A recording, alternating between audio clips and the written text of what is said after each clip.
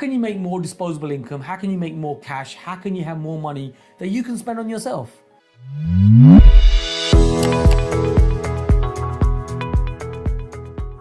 Hi, it's Dovedi at Premier Property. Now, one of the key ways is really maximizing on your rentals.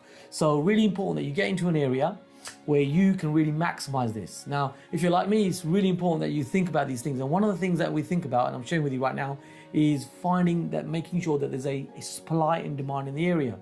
So specifically, checking in on things like what type of inward migration is coming into the area, checking ONS figures, finding areas where you've got a large tenant demand, large pool of tenants wanting to be in this area.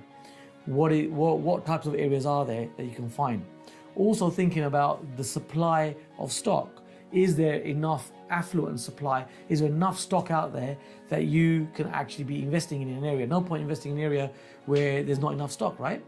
So it's got to be a bit of both, right? So you've got to have a good supply of tenants. You've also got to have a good supply of property stock for you as well. Now, when you can marry these up, then you're going to be making more money.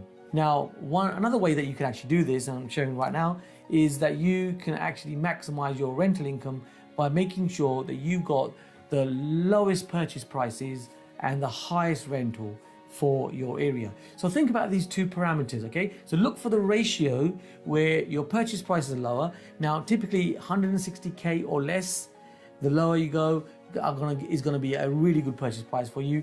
And in terms of rental, where the rental figures might be sound quite low. However, you're looking at the ratio, remember, the percentage. So that might be your 300s, your 400s, your 500, your 600, your 750 pounds per calendar month coming in as rental. So when you put these two together and you find that ratio, you're finding that your yields, your gross yield, is really good. And the figures that we aim at Premier Property is 7%. So think about your gross yields being 7% plus.